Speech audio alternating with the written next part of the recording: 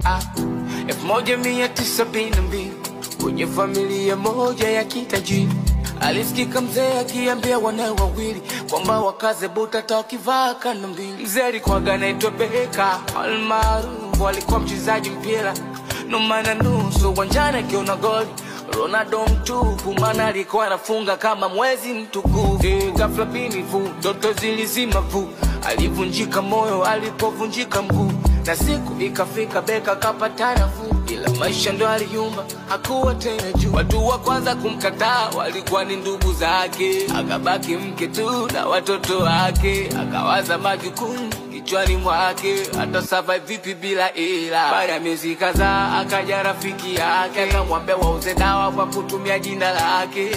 Hiyo ndo ikawa kazi mbaya zaidi kwake. Mwaka 75 Beka kaishia jela.